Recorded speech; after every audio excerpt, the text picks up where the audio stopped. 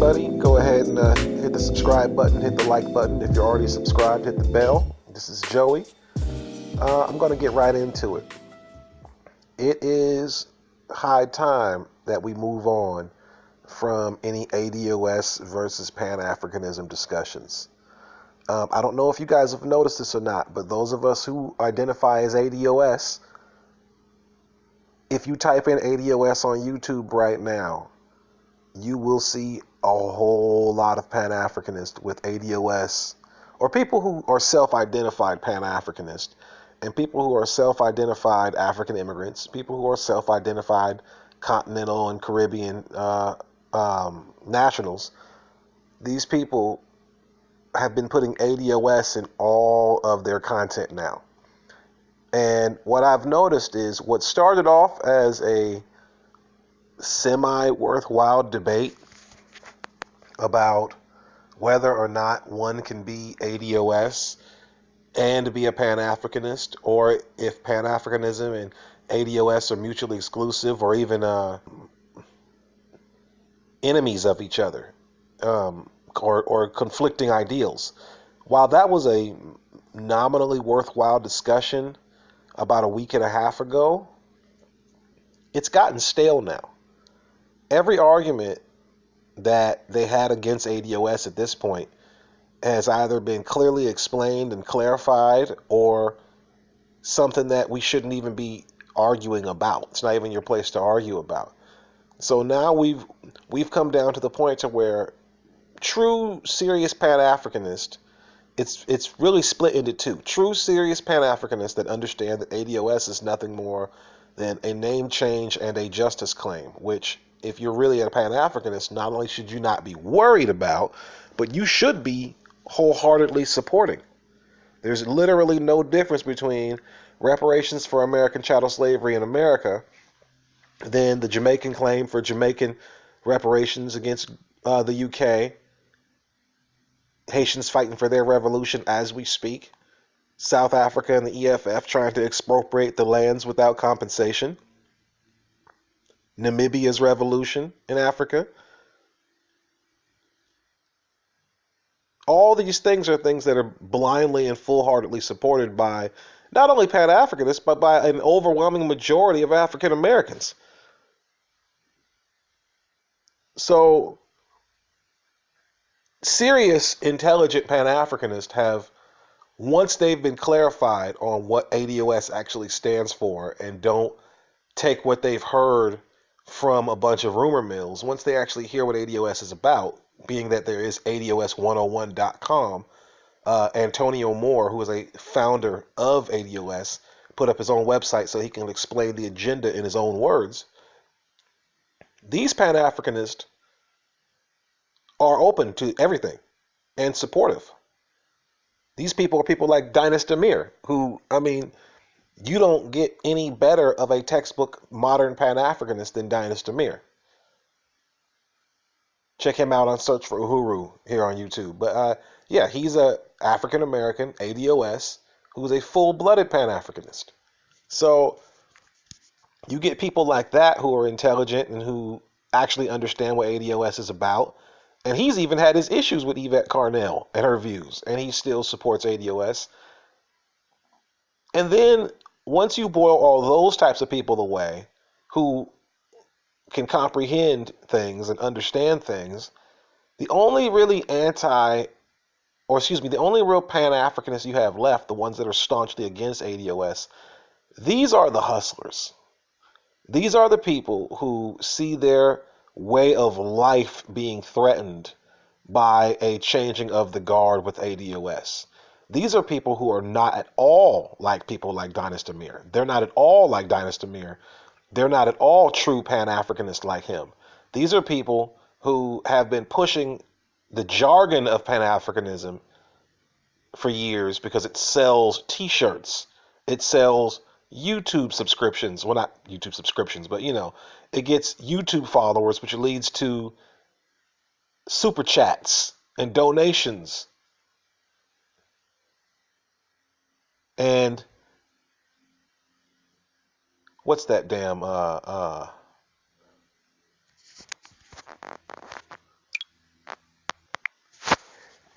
Patreon was the one I was thinking of, as well as GoFundMe.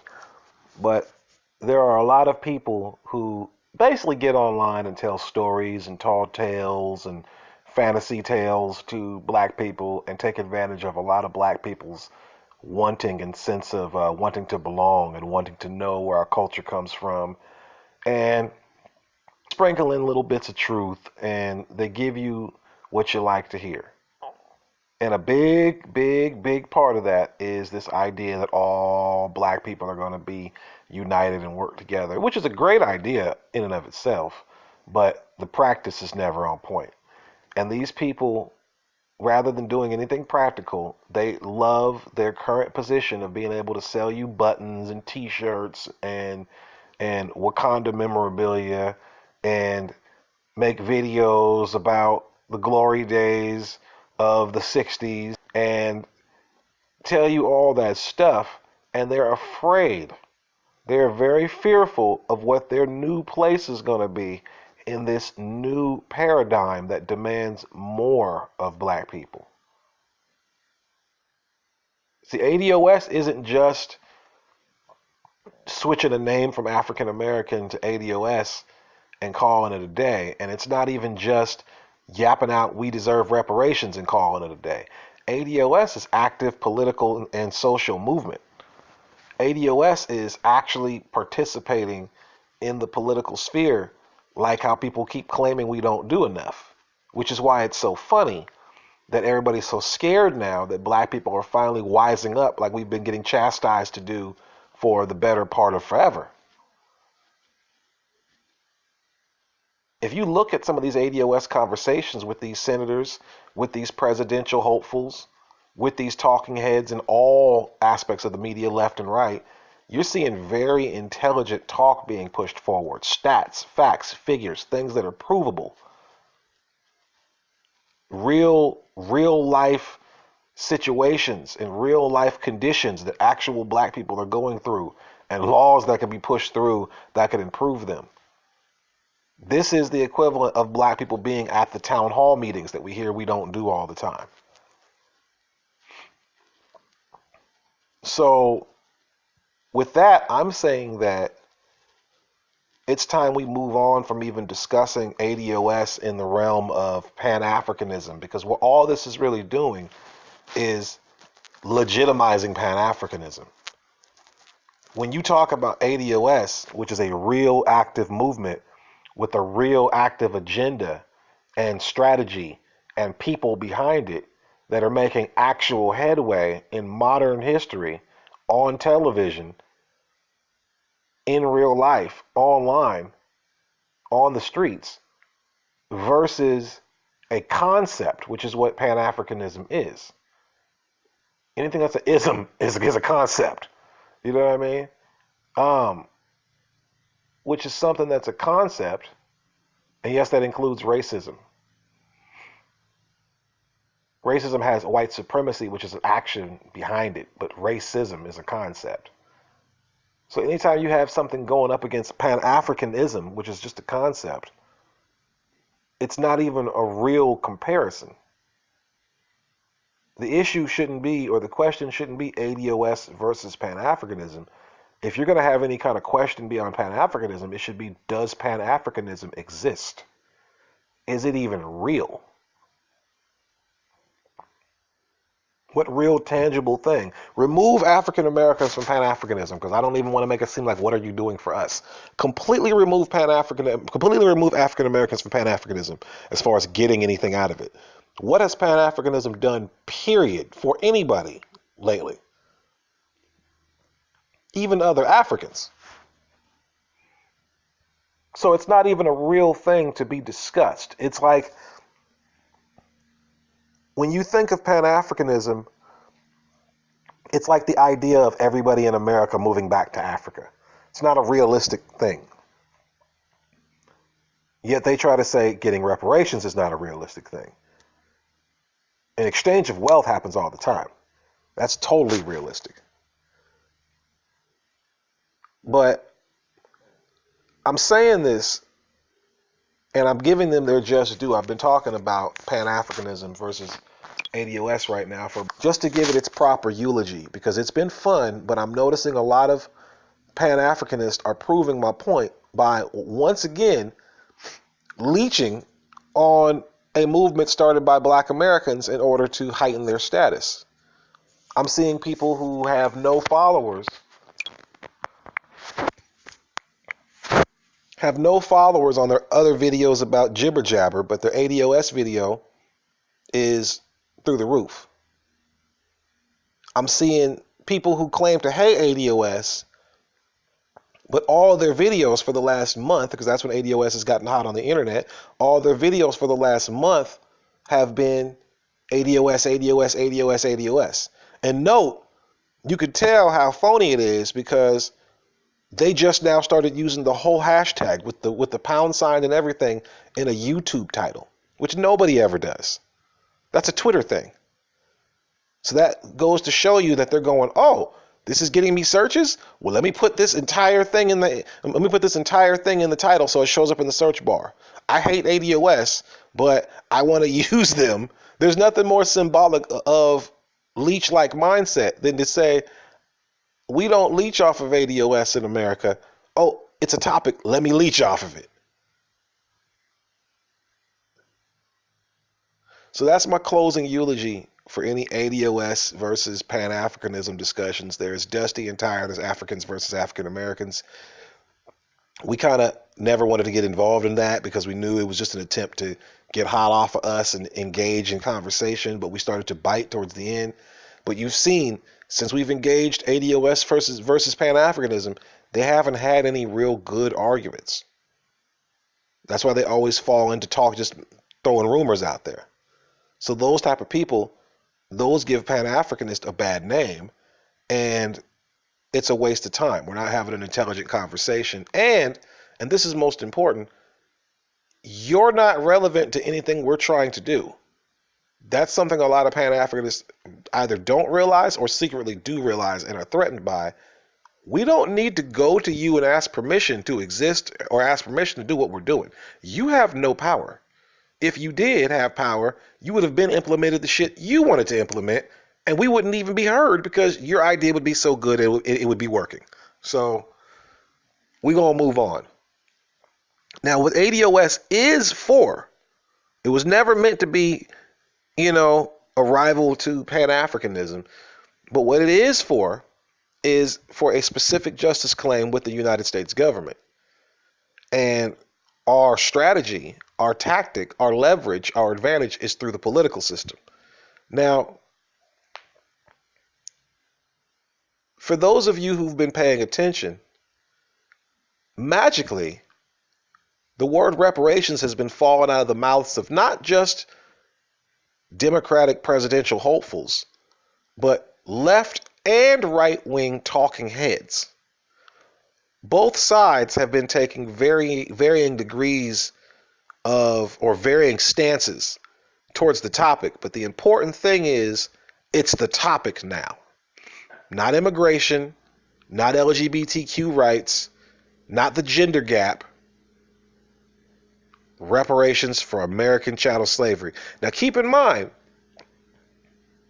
the media's normal unofficial approach to black people is not to mention us. The media's unofficial approach to black people is to mesh us in as minorities, people of color, use the word diverse, urban areas, do not say African Americans. The actual word African Americans does not come up in the news often unless it's followed by a crime statistic. This has officially changed the game. I just watched a CNN segment where Democratic strategists are conceding that reparations for American chattel slavery, black people, is going to be. Now, they didn't go as far as to say it's going to be the telltale or the ink blot test, the crucible for Democratic hopefuls, but they did go to say it's going to be a major topic on voters' minds. And they had to admit that they need the black vote. That is a wounded animal. The beast is officially wounded when they have to admit that they need the black vote. Because that means a lot of things. And I'm going to go into them now. So we've officially gone past any Pan-African talk. That's officially kitty talk. We're talking to the Pan-Africans like everybody else talks to the Pan-Africans, which is not very much. We are talking U.S. politics, which will go into international politics, which will go into everything for black people here in America. So they've had to admit that they need the black vote. And now the entire game has changed. See, it was fun sitting back talking to Pan Africanist and the likes when we were waiting for them to come off of this whole Russian bot strategy. The first step towards dealing with black people, whenever we quote unquote get out of line, is to deny that we're actually doing this ourselves. They had to try to fold this in with the whole Russian bot angle that they've been using to excuse how Hillary Clinton lost quite possibly one of the easiest elections in modern history. Now, when the Russian bot angle didn't work, I didn't agree with the idea of a lot of you guys coming out in person and going online and making videos showing your faces and showing up at the MSNBC headquarters to show your face and put your number, because you might as well hand over your fingerprints. You're self-identifying yourself to be targeted later by these people. They know you're not bots. That was a trick. The whole point of that was to tell would-be white liberal voters and donors who don't want to back a losing horse, because nobody wants to back a losing horse in politics, to tell them that there was nothing to worry about with Kamala or Corey and that they still had their Negro vote in line. Now that that's fallen apart and the Russian bot angle is no longer going to work, and I've seen this trickling in how they've had to change news reports. See, that pushback is real. To be honest with you, the pushback on social media has been more effective and more damaging than anybody showing up at anybody's headquarters or making a video. See, those Twitter handles, those blue check marks are starting to backfire on those people, because those people have to be official. You can't just do a smear and run. People remember your name. You're somebody who's known. You're expected to be held to certain standards. So when you bring receipts on people like that, it's a problem. This is why you're getting so much vitriol from these people. They can't beat you on these facts, and they're used to being in a position where they can just talk down to you. Now, in case I haven't made this clear enough already, we have officially moved into the second realm of this fight. We're no longer dealing with the black buffer zone. A lot of these blue check marks, a lot of these black commentators, they're very nervous because once it becomes known that they don't have the black people in check, they are instantly useless. Cutting out that middleman is one of the best moves we've ever done. Not just for ADOS, but for black people in general.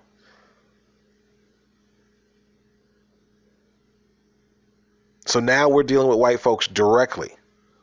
And you see how easy it's been. I put online a moment ago, it's only been really a month since ADOS has become a hashtag.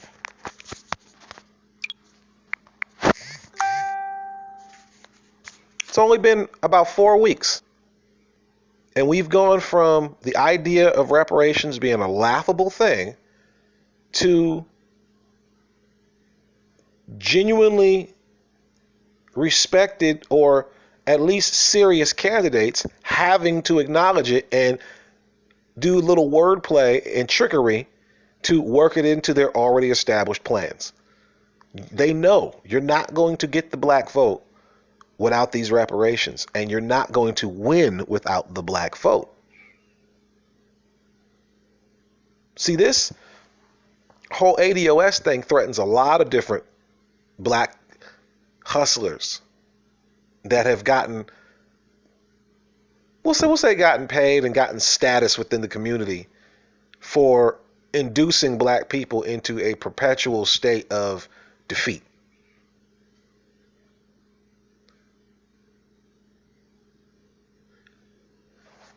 Now, Neely Fuller talks about white supremacy playing both sides of an argument. And one side that never really gets talked about, which plays exactly opposite to the black people who come and tell you that your great grandmother died for your right to vote, is the voting doesn't do anything crowd. Now, nobody would be fighting for a thing that means nothing. That would be stupid. The very fact that these people are falling over themselves, tanking their political careers and their dignity to U-turn on reparations just to get the black vote shows you how important the black vote actually is. You thought all elections were complete shams, which, I'll meet you halfway on that. You would still have to agree that the appearance of a fair election is what holds the democracy together. If it just came out tomorrow that all elections were complete and total shams and the next 10 presidents were already selected, America would devolve into chaos. Information like that couldn't just get out. So even if you believe that elections are false or fake, you still have to agree that the illusion of elections are important in this country. So our vote's still important. Now, Bernie Sanders was asked at a town hall meeting, which he was killing, by the way. He was asked in a town hall meeting about reparations.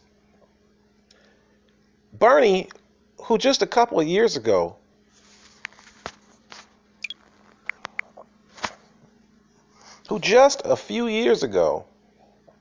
boldly went on record and said that reparations for African American slaves would not only be unfeasible from a fiscal standpoint, but he said, but furthermore, more than the fiscal angle, it would be a divisive issue.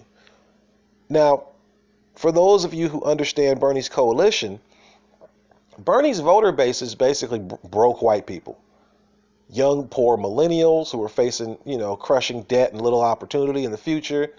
Old, poor white people who are on their way out and don't want to pay for their meds and can't pay for their meds. Poor, blue-collar white people in flyover country in the middle of America. It's just a collection of white people who really white folks who feel like white privilege has passed them by and they want their opportunity. That's his coalition. So, yeah, reparations for black people would be a divisive topic for his white coalition. That's really the problem for all of these Democrats. But Bernie Sanders has had to come out and say he magically likes the idea of reparations now.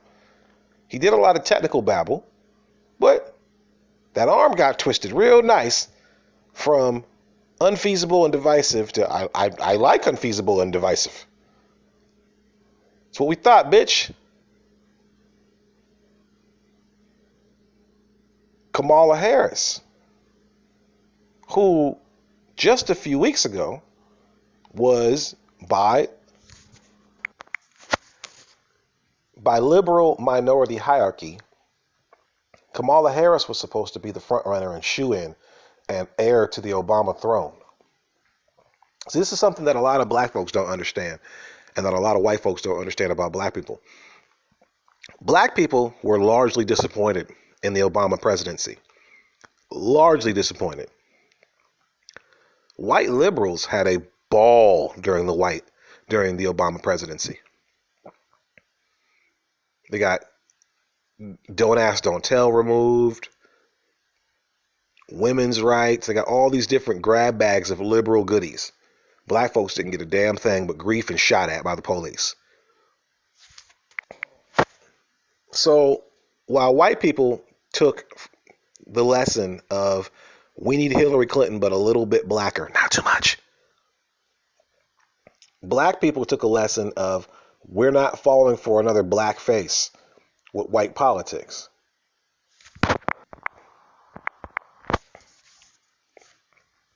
Resulting in Hurricane Kamala, who was supposed to be getting the easy softball frontrunner questions this whole election cycle, but instead is not only getting the regular questions everybody else is getting, but her blackness that was supposed to give her a pass for the black vote is now resulting in her getting an extra side eye from people and further questioning. And something's being revealed.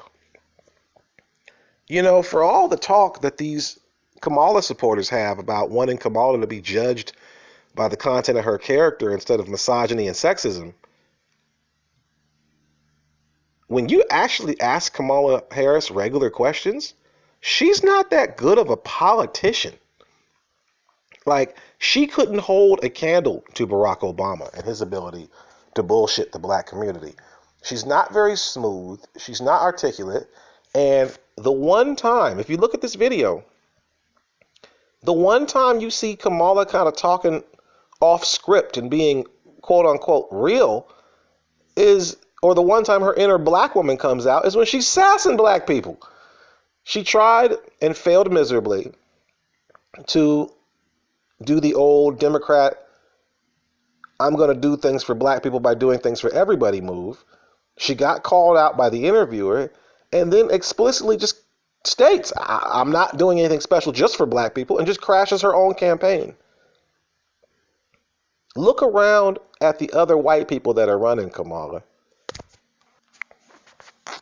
They're not outwardly saying, I'm not going to do something just for the black people. The first rule of politics is you never flat out say what you will or won't do for people that you're trying to get the votes from. That's the stupidest thing ever. At least adhere to the rules of benign neglect.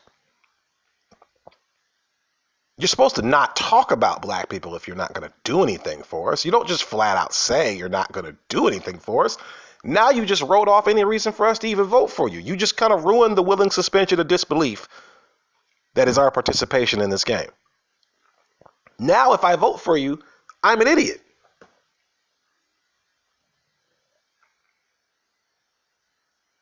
So Kamala's gone. She's out.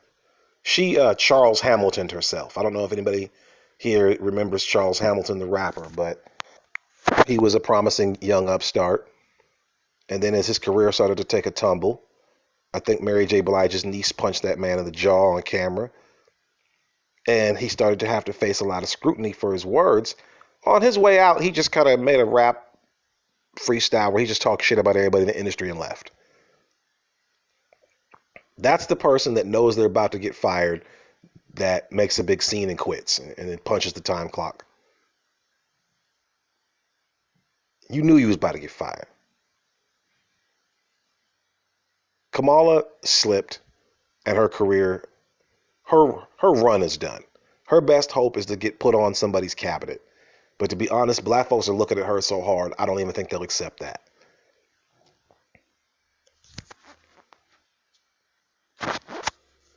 Elizabeth Warren came out in favor of reparations with the caveat that it would include Native Americans. No. She's done.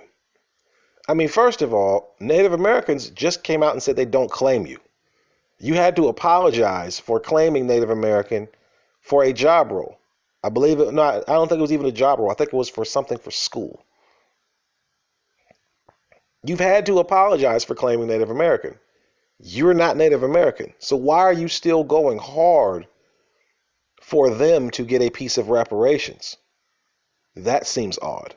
Number two, Native Americans have received multiple forms of reparations up until this day. They live on reservations. They're subject to all kinds of grants and deals. They get preferential treatment in government contracts. They have tax-free casinos. And I know the casinos is a generalization, but that is a part of their deal. Not all Native American Indians have casinos, duh.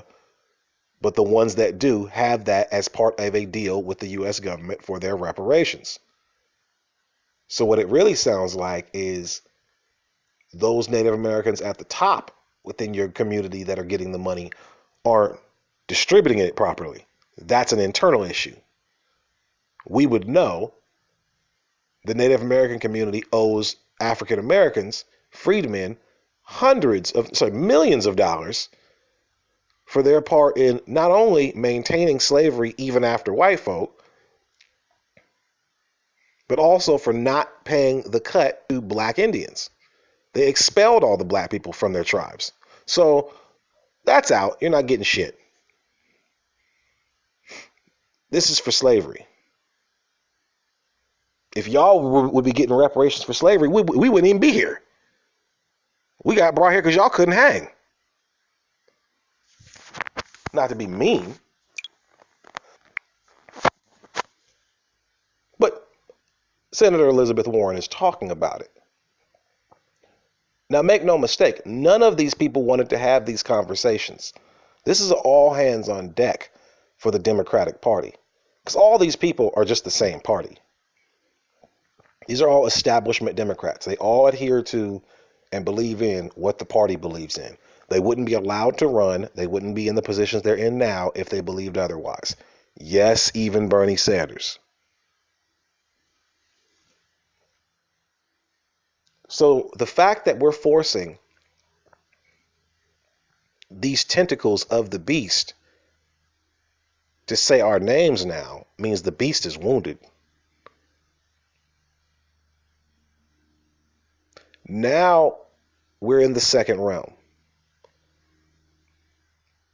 We're going to have to be very careful because in this realm, anything you say or do will get twisted around to mean something else. Hence Elizabeth Warren and the reparations for Native Americans, Alexandria Ocasio-Cortez and her "we're going to start reparations for slavery" at redlining and completely ignore slavery attempt. Kamala Harris trying with reparations is going to be the LIFT program.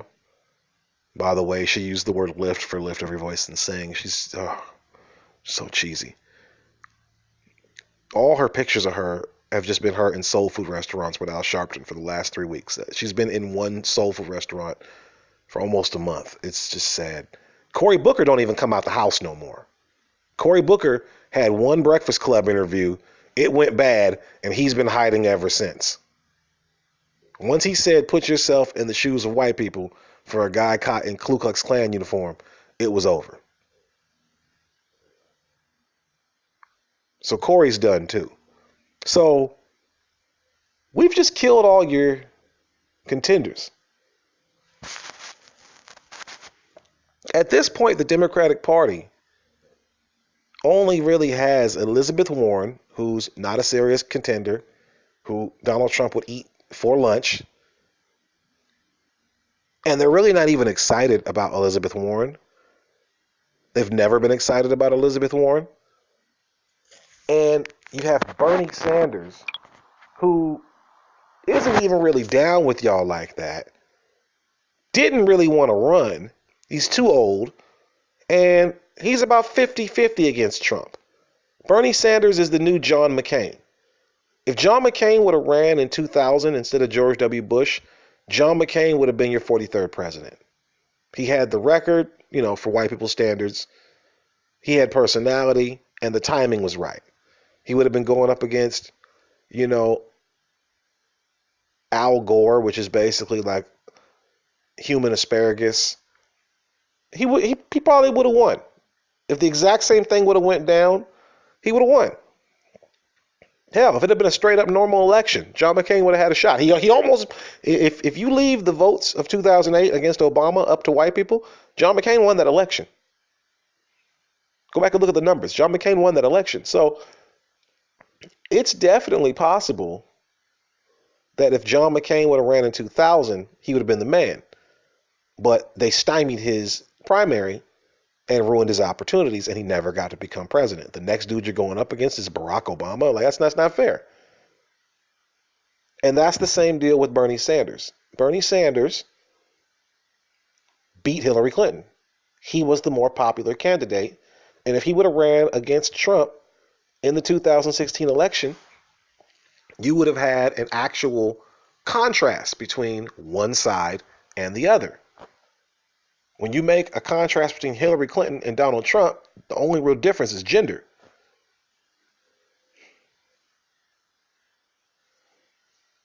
But you run Bernie Sanders now, 4 years old,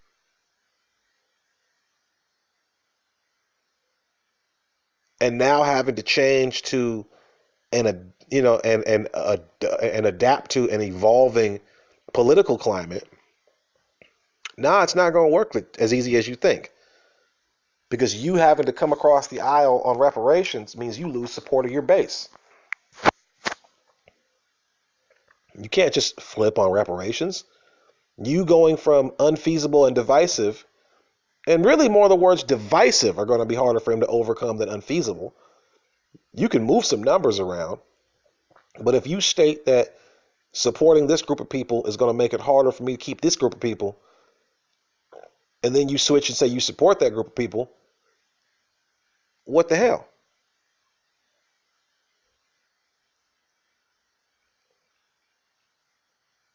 The Democratic Party is going to be putting out some new candidates soon, and they're going to fail too. They're never going to put Tulsi Gabbard as a showcase, even though she's probably the strongest, most serious candidate, separate from her stance on reparations. But they don't like that she's against the military-industrial complex. They don't like her stances on those things, so they don't want her out there speaking the truth. So she's not considered. So what's going to happen now, and you're damn sure not going to throw Marianne Williamson up there. So what's going to happen now is black folks are going to start dropping in who we're going to accept as a candidate. That's the next move.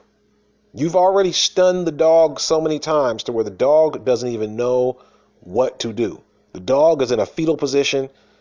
You've already rubbed its nose in its own wet spot. It knows who master is now. Now it's time to dictate some terms. So now we start, if there were actually black presidential candidates with spines, they would jump in this race right now. It's wide open. All those front runners are dead. But it's going to have to be somebody we push up front, who we like. They don't have to be black. I don't really think Marianne Williamson would hold up in a question and answer session about literally anything else.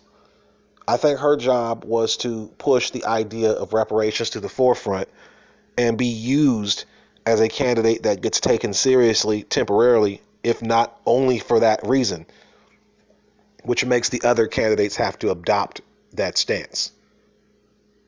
Politicians are malleable. They don't really believe in anything other than getting elected. So we can make them believe what we want them to believe. We can make up candidates. We can throw candidates in. We don't care. We don't have to buy politicians. This is another myth about politics in America for black people that a lot of folks don't get. We're an exceptional people in the sense that because of the way we vote and because of our voting potential, we don't necessarily need to spend money on politicians because of this. In American politics, because 45 to 50% of the vote is all going to go one way, and 45 to 50%, we'll just say 45% both ways, is going to go the other way, all the money that gets spent in politics gets spent on swing voters. It gets spent on people in the middle who you don't know which way they're going to vote. It gets spent getting your eyes and ears in front of people that maybe based on their demographic, if they voted, they'd vote for your guy. They don't always vote. So that's what they talk about, the enthusiasm gap. So if you had a bunch of money to spend on a politician, they would just be spending it to get their eyes and ears in front of potential voters. You're already those potential voters. So you don't have to spend one damn dime on a politician. Your vote is your money. And if they don't believe that, or if you don't believe that, see what happens if they spend a bunch of money in the black community for advertisements and we just don't vote. A Republican could spend all their money in a black community to get black people to vote a certain way for Republican issues, but they just don't. Once they start to realize that the black vote is more flexible as long as you adhere to our goals than they think, and some goals, I know a lot of us don't want to admit this, overlap with the Republican Party, like immigration.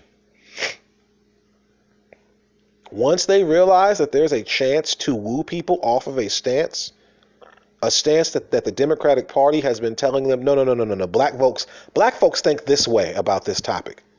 For decades, once they realize black folks think for themselves, oh, things get interesting.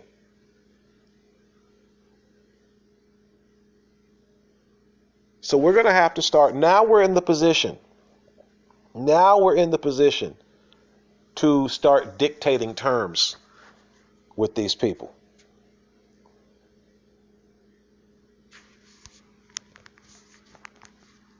And one of the first terms we're going to dictate is that reparations and any talk of reparations is only for black people.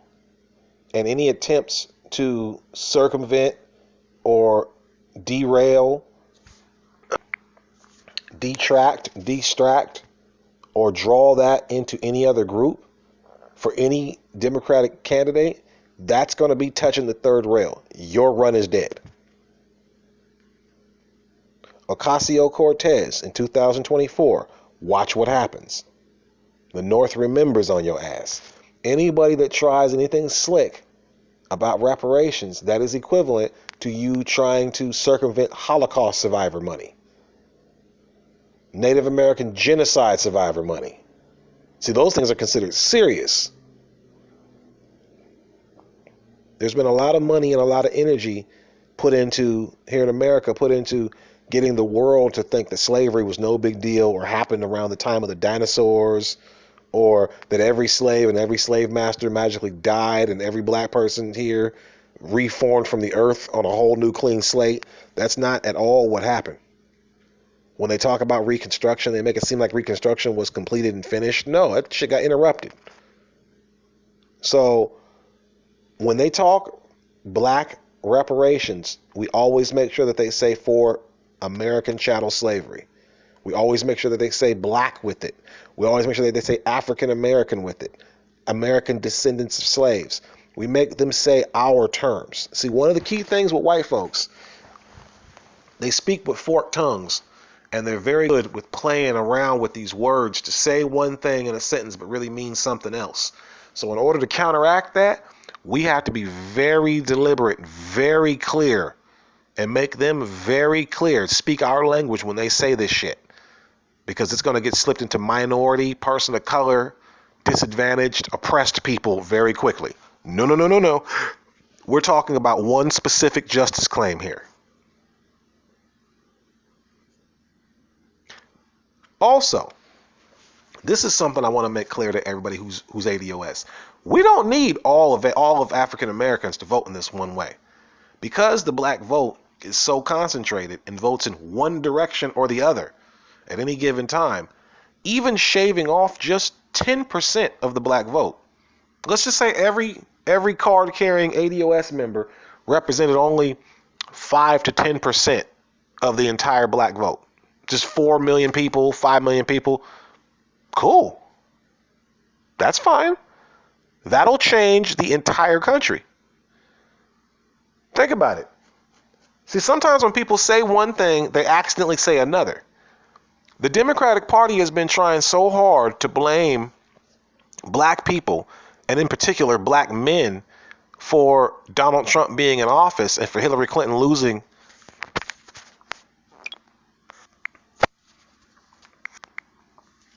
and for Hillary Clinton losing such an easy election.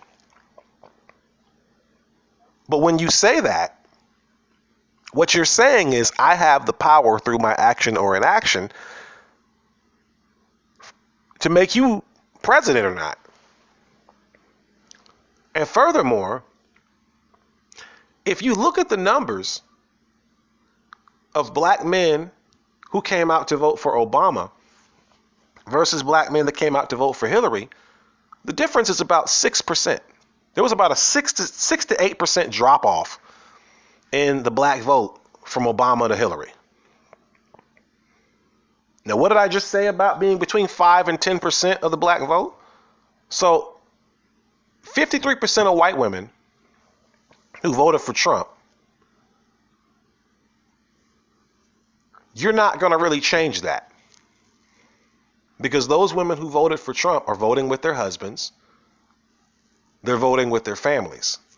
They're going to vote with their husbands and with their families again in 2020. But 8% of black people, 6% of them being black males, can change your whole election process, can change your whole election results, I mean. See, once you think of it that way, the next question on your mind should be logically, well, then you should be talking to me with some more damn respect then, right? If I have that much power, right? You shouldn't be chastising me. You should be begging me.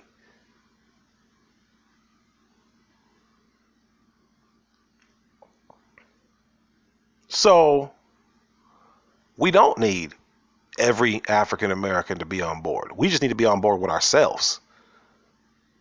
If we're on board with ourselves, there's no group that they can send at us to guilt trip or intimidate us into doing what they want. We toyed with the Pan Africanists. That wasn't a serious debate. The blue checks was what the real battle was. All the blue check, black feminist, black LGBTQ, Blavity Black, The Root, Griot, Grapevine, we are not your grandpa, I am not my grandpa blacks. They got ran over. We made the blue check not a standard anymore. That was their buffer zone. That was their firewall. The fact that we're even talking directly to white candidates, the fact that you got Marianne Williamson on the Tone Talk show, that you got Sanders doing a 180 on reparations, that you got Elizabeth Warren trying to use reparations to get back in good with the Indians, that you got Alexandria Ocasio-Cortez trying to scoop up some reparations money for the Puerto Ricans.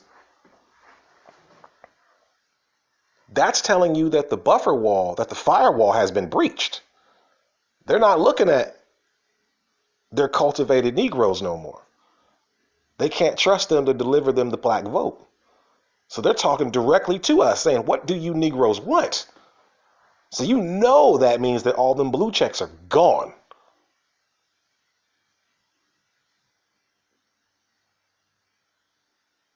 Now we get to eat them alive as they fall from the sky now. We're going to have a lot of fun at their expense because they've been twiddling their noses at us for a long time, regular black folk. But we are in the second phase of this now. We are talking directly to the beast. We are talking directly to white folks. And while we don't pine for white acceptance, we've been looking to talk to the person in charge all this time. We are talking to them now. They are listening. They may not be sincere, but they are listening. We don't need them to be sincere. We're not depending on them to be sincere. We don't trust anybody. We're dictating things. We're not speaking to them. We're speaking at them.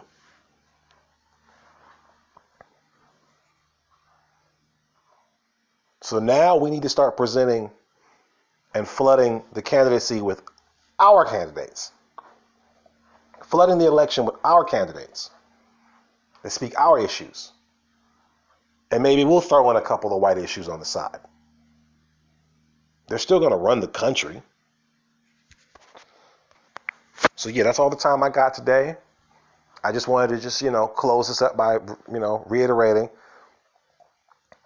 the whole ADOS versus Pan Africanism thing is dead. If they want to have panels on ADOS, on Pan Africanist YouTube networks and talk about ADOS and this and that and get all the things wrong and make up all their rumors. If I hear ADOS wants to eat African immigrants and all, fine, let them. Who cares? We're not engaging. They're not a factor. We were talking about this political season, this political strategy. We're going to keep ADOS on target for what it's actually for.